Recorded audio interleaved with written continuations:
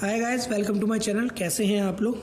तो शुरू करते हैं हम अपना आज का वीडियो हमारा होने वाला है कि left wing right wing ideology क्या होती है, क्या इंटेंसिटी होती है उसकी, कैसे ये लेफ्ट विंग वाले लोग कम्युनिस्ट बन जाते हैं और राइट विंग वाले लोग फासिस्ट की तरफ चले जाते हैं।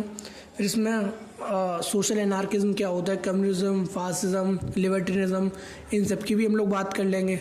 तो एक बहुत ही ये डीप डाउन वो अप्रोच से हम लोग चलेंगे और फिर आप लोग बताइएगा आपको ये लेक्चर कैसा लगा। तो शुरू करते हैं। तो दोस्तों देखिए, ये बात है 1688 की, जब इंग्लैंड में हुआ था ग्लोरियस रिवॉल्यूशन। ग्लोरियस रिवॉल्यूशन क्या था कि उसमें मोनार्की से जो पावर थी वो पार्लियामेंट की तरफ आई थी।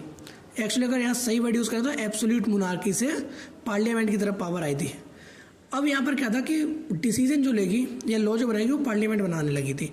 अब इसमें क्या होता था, जो पार्लियामेंट थी, मान लीजिए ये इसका स्पीकर है, तो इसके जो राइट साइड लोग बैठते थे वो लोग क्या थे, वो लोग मोनार्की के सपोर्टर थे, है ना। और जो लेफ्ट साइड बैठते थे वो लोग समाज में चेंज चाहते थे और मोनार्की के विरोध में थे। अब आप खुद सोच के देखिए, राइट विंग के लोग हैं जो राइट साइड में बैठा करते थे वो लॉयलिस्ट भी थे मोनार्की के, है ना, खुद पैसे वाले थे, क्लर्जीमैन थे, नोबल थे, रिच थे। इसके अलावा ये लोग क्या करते थे, आप खुद सोच के देखिए कि अगर आप रिच हैं और आपके साथ अच्छा हो रहा तो फिर आप क्यों नहीं चाहोगे कि सोसाइटी के अंदर चेंज आए, है ना। तो ऐसे ये लोग भी नहीं चाहते थे कि सोसाइटी के अंदर चेंज आए। लेकिन इन्हीं के बिल्कुल अपोजिट साइड में देखें तो भाई लेफ्ट विंग के लोग थे जो कि सोसाइटी में चेंज चाहते थे, क्योंकि भाई उनके पास ना पैसा था ना उन्हें ज़्यादा राइट्स दिए जाते थे, तो इसलिए ये सोसाइटी में चेंज चाहते थे। फिर अब राइट विंग की जब भी आप आइडियोलॉजी देखोगे तो इन्हें जो पुरानी चीज़ें चलती हुई आ रही है उनसे कोई दिक्कत नहीं होगा। ऐसा क्यों कि वो उनके फ़ायदे के लिए है। लेकिन लेफ्ट विंग के लोगों को इससे दिक्कत होगी। राइट विंग के लोग बर्थ राइट की बात करेंगे, लेफ्ट विंग के लोग कहेंगे भाई बर्थ की वजह पर क्यों राइट देते, तुमने कुछ ऐसा किया ही नहीं है ना। ये सारी चीज़ें हैं। अब मैं अगर जिस तरीके से बता रहा हूँ, अब आपको लेफ्ट विंग के लोग अच्छे लगने लगेंगे थोड़े थोड़े से। लेकिन जब आप देखेंगे ना कि जब लेफ्ट विंग बहुत ज़्यादा आगे बढ़ता है तो वो कम्युनिज्म का रूप ले लेता है। और कम्युनिज्म में भी कौन सा वाला, जो एक्सट्रीम कम्युनिज्म है, जो माओ का कम्युनिज्म है, लेनिन का कम्युनिज्म कहेंगे, उसका रूप ले लेता है। ऐसे ही अगर किसी को राइट विंग थोड़ा सा अच्छा लगता हो, अगर पहले सोच बना रखी है, तो आप देखो जब राइट विंग एक्सट्रीम की तरफ चला जाता है तो वो ऑटोक्रेसी, फासिज्म, इसकी तरफ चला जाता है। जैसे हिटलर जैसे लोग वहाँ पर बना देता है, यहाँ पर कम्युनिज्म में लेनिन जैसे लोग बना देता है। तो ये चीज़ है। फिर इसका एक जो बहुत बड़ा हिस्टोरिकल कॉन्टेक्स्ट मिलता है तो वो हम लोगों को फ्रेंच रेवोल्यूशन से ही मिल जाता है। फ्रेंच रेवोल्यूशन कब हुआ था, 1789 में हुआ था फ्रेंच रेवोल्यूशन। इसमें भी ये हुआ था कि जो पार्लियामेंट थी तो स्पीकर के और राइट में लोग बैठते थे, वो लुइस जो वहाँ का राजा था उसके सपोर्टर हुआ करते थे, उसके लॉयलिस्ट हुआ करते थे, क्लर्जी मैन, नोबल्स मैन, ये हुआ करते थे, उनको कोई प्रॉब्लम नहीं थी। तो ऐसे वो लोग मोनार्की के सपोर्टर थे। फिर जो एकदम से चेंज चाहते थे, जो प्रोटेस्ट करा करते थे, वो लेफ्ट साइड बैठते थे, ना लेफ्ट विंग बोल दिया गया। अच्छा, अब शुरू कर लेते हैं राइट विंग लेफ्ट विंग होता क्या है। बहुत से लोगों को लगता है कि जो राइट और लेफ्ट की जो वो है वो एक बहुत सीधी लाइन है, ये राइट हो गया भाई, ये लेफ्ट हो गया, है ना। कोई इंसान या तो राइट विंग का हो सकता है, लेफ्ट विंग का हो सकता है, बट ऐसा नहीं होता है। ऐसा क्यों कि आप देखो कि जिस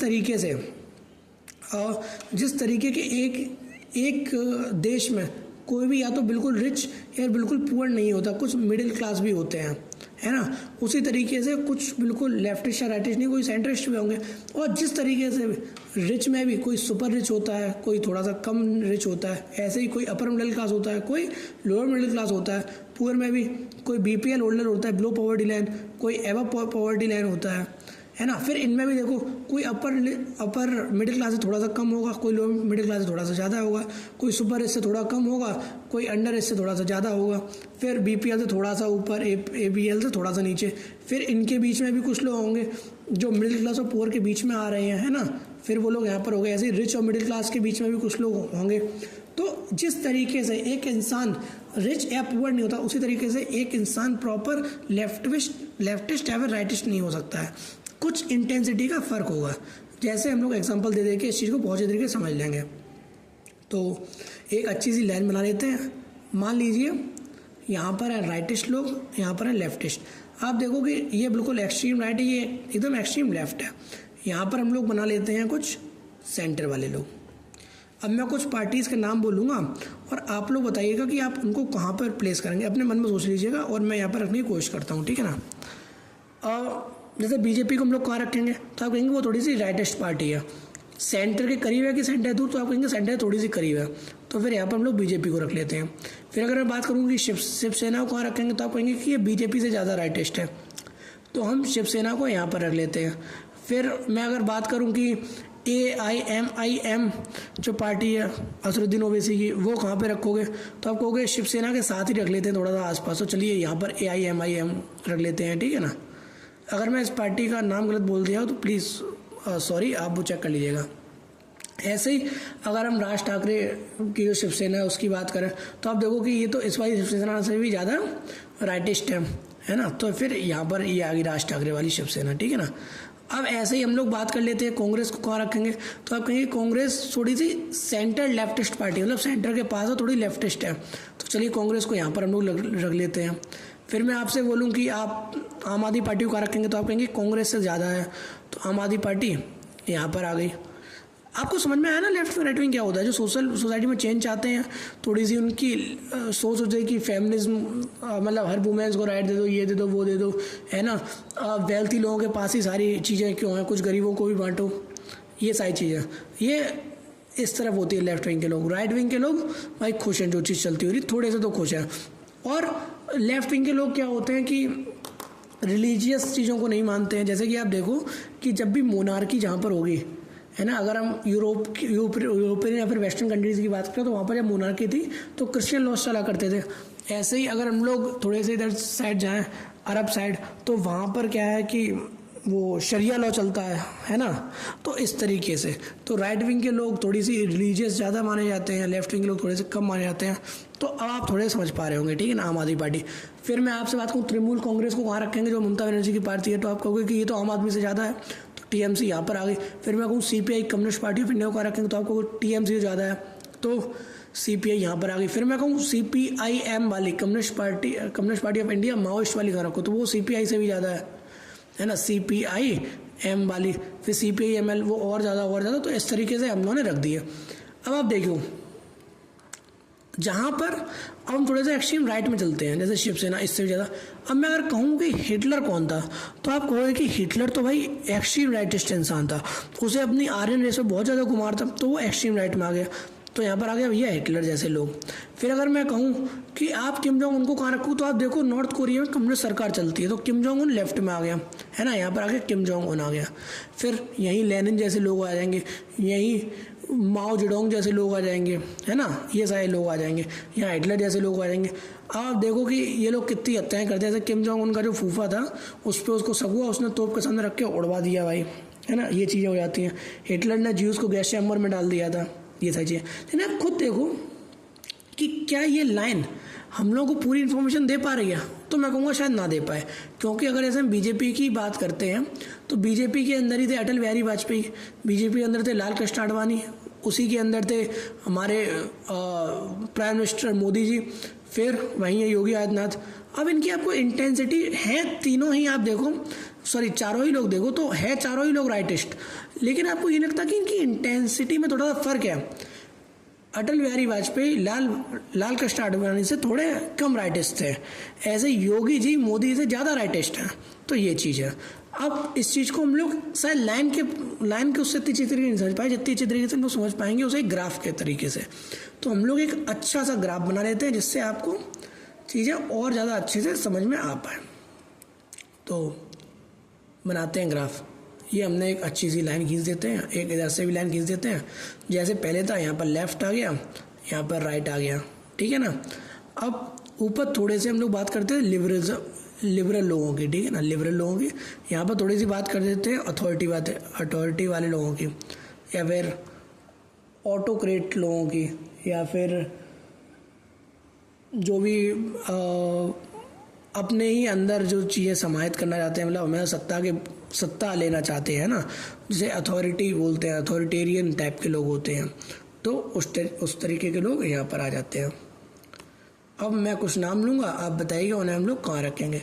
जैसे मैंने बात करी मोदी जी की, तो हम लोग मोदी जी को कहाँ रख सकते हैं, तो यहाँ पर ले लेते हैं मोदी जी, हाँ चलिए ये ले लेते हैं, ये बढ़िया लग रहा पेन, ये वाला और अच्छा लग रहा। मोदी जी को कहाँ रखेंगे, आप कहेंगे थोड़े राइटिस्ट हैं और अथॉरिटी वाले लोग हैं तो वो शायद यहाँ पर आ जाएं।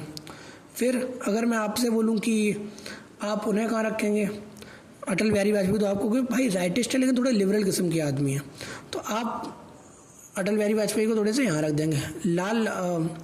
लाल कृष्ण आडवाणी को कहाँ रखेंगे, तो आप कहेंगे मोदी जी से कम राइटिस्ट हैं लेकिन अथॉरिटेरियन तो थे, तो शायद वो यहाँ पर आ जाए।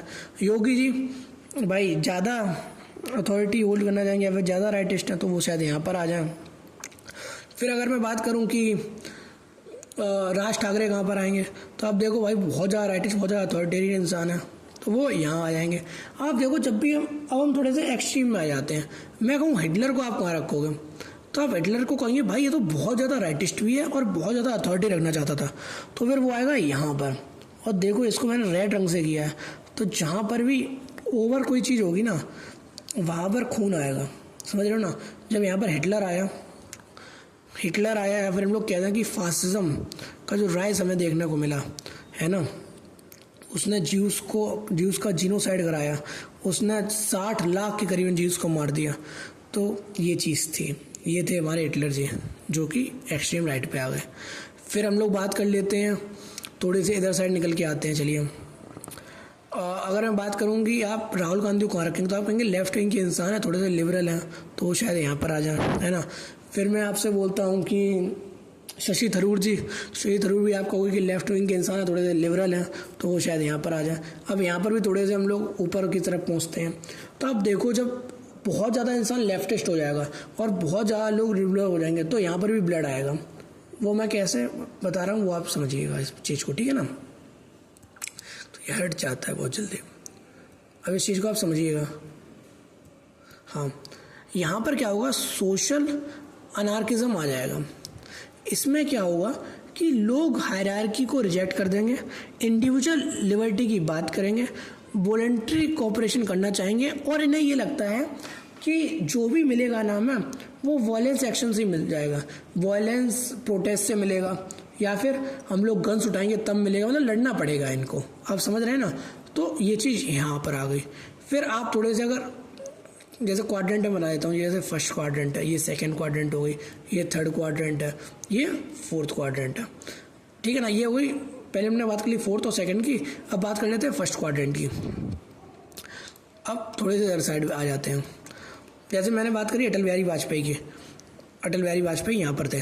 अब अटल बिहारी वाजपेयी से भी ज़्यादा अगर मैं बात करूँ, जो लोग बहुत ज़्यादा राइटिस्ट होंगे या फिर जो बहुत ज़्यादा लिबरल लोग हो जाएंगे, वो भी तो खतरा ही है। क्यों? क्योंकि यहाँ पर आ जाएगा लिबर्टीरियनिज्म का कॉन्सेप्ट। यहाँ पर लोग क्या करेंगे, बहुत ज़्यादा सिविल राइट्स की बात करेंगे, है ना, फ्रीडम ऑफ एसोसिएशन की बात करेंगे, फ्रीडम ऑफ स्पीच की बात करेंगे।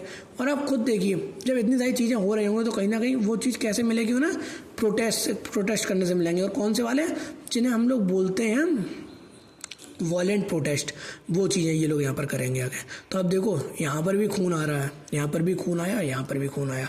अब थोड़े से इधर साइड आ जाते हैं हम लोग, कुछ लोगों को रखते हैं सबसे पहले, जैसे हम लोगों ने हमेशा रखा। यहाँ पर हम लोग रखना चालू करते हैं कि अगर मैं बात करूँ CPI वाले जो ममता बनर्जी, वो कहाँ आएंगे, आप कहेंगे लेफ्टिस्ट और थोड़ी अथॉरिटेरियन टाइप की हैं, तो वो थोड़ी सी यहाँ पर आ जाएंगी। फिर अगर मैं बात करूँ आपसे कि किसकी बात करूँ बढ़िया से, जैसे कि बात कर लेते हैं अपने लेनिन भाई साहब कहाँ से थे, या फिर छोड़ो CPIM की बात कर लेते हैं, जो communist party of India Maoist है। आप देखो वो वाली कहाँ पर आएगी पार्टी, वो वाली भाई यहाँ पर आएगी। आप देखो कि वो लोग जो छत्तीसगढ़ वाला इलाका है, बस्तर वाला, वहाँ पर कितना नक्सलिज्म फैलाए हुए हैं, है ना, तो ये पार्टी यहाँ आ जाएगी। इसको भी रेड कर सकता था, लेकिन ये शायद जिनको मैं अब रेड करने वाला हूँ वो और ज़्यादा खतरनाक थे।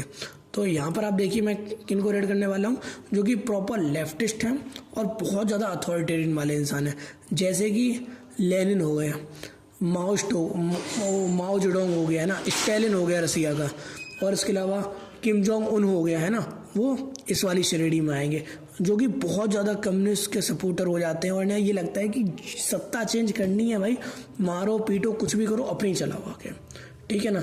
मैं हमेशा बोलता हूँ कि जो कम्युनिज्म है वो ऑन पेपर्स थ्योरी में बहुत अच्छा लगता है, लेकिन जब उसे प्रैक्टिकल तौर पे उतारते हैं तो हमेशा वो एक ख़राब चीज़ हो जाती है, ठीक है। यहाँ पर एक राजा हुआ करता था कंबोडिया का, मुझे नाम नहीं याद आ रहा, पॉट पता नहीं कुछ ऐसा नाम था उसका।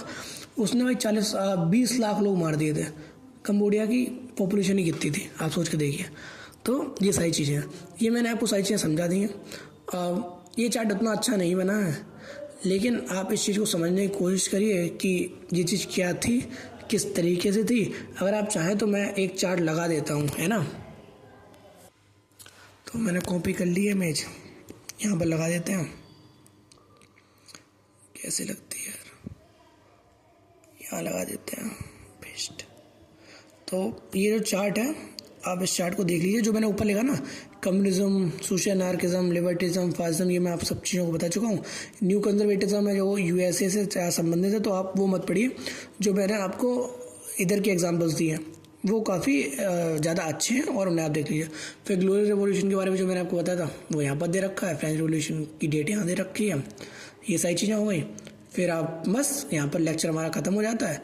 आप बताइएगा आपको कैसा लगा आज का lecture, and thanks for watching. Poster लगा देते हैं हम लोग अपना। सो बाय बाय, गुड डे।